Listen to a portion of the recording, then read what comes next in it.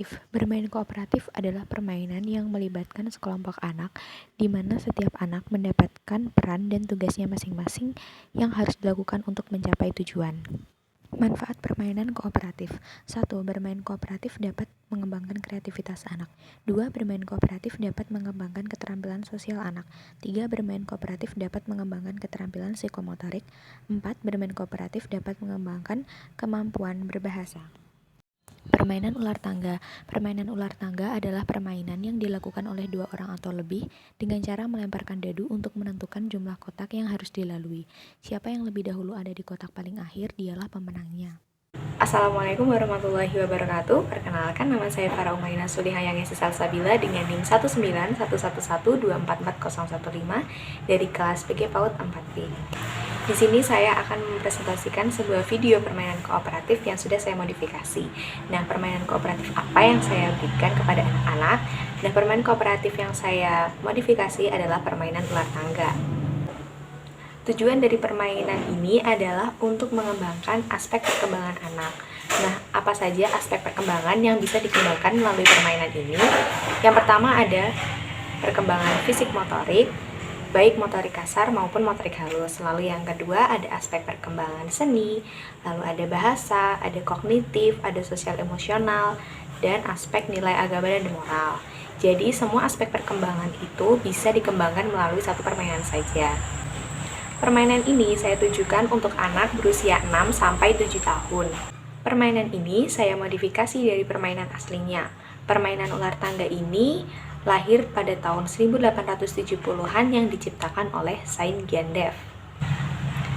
Pada permainan aslinya, jumlah kotak yang ada di papan permainan ular tangga berjumlahkan 72 kotak. Namun, semakin modern, jumlah kotak yang ada di dalam permainan tersebut berubah menjadi 100 kotak. Selain itu, jumlah ular yang ada di permainan aslinya lebih sedikit daripada jumlah tangga. Sehingga saya melakukan modifikasi dalam permainan tersebut. Di sini saya mencetak sebuah permainan ular tangga dengan ukuran 1,5 meter x 1,5 meter dengan jumlah kotak 25 kotak, di mana di masing-masing kotak tersebut terdapat gambar yang harus dilakukan anak. Nah, di dalam kotak tersebut terdapat hadiah ataupun tantangan yang harus dilakukan oleh anak dan yang diterima oleh anak. Selain itu, saya mengubah gambar ular menjadi tanda panah supaya mudah dipahami oleh anak. Assalamualaikum warahmatullahi wabarakatuh. Selamat pagi anak-anak semuanya. Nah, hari ini kita akan bermain permainan ular tangga. Nah, permainan ular tangga ini gak cuma papan kecil itu loh yang menggunakan pion-pion dan dadu-dadu kecil, tetapi permainan ular tangga ini akan berbentuk raksasa dan besar, sehingga siapa yang menjalankannya? Nah, jadi anak-anak semuanya akan menjadi orangnya yang akan melakukan permainan tersebut. Jadi di sini Bunda sudah menyiapkan sebuah dadu besar yang akan digunakan untuk menentukan berapa angka yang akan keluar. Sehingga kalian harus berjalan sesuai dengan angka yang sudah keluar dari dadu tersebut ya. Nah, permainan ini bisa dilakukan oleh satu orang atau lebih.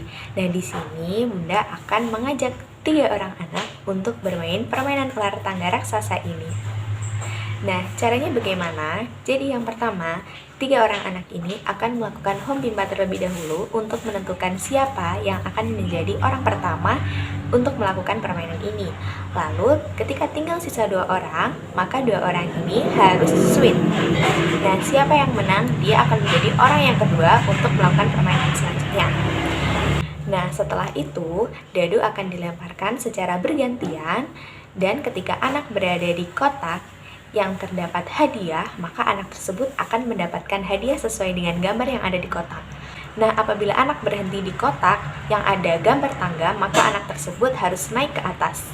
Apabila anak berada di kotak tanda panah, maka anak tersebut harus turun. Nah, apabila anak mendapatkan kotak yang di situ ada gambar not musik, maka anak tersebut harus bernyanyi.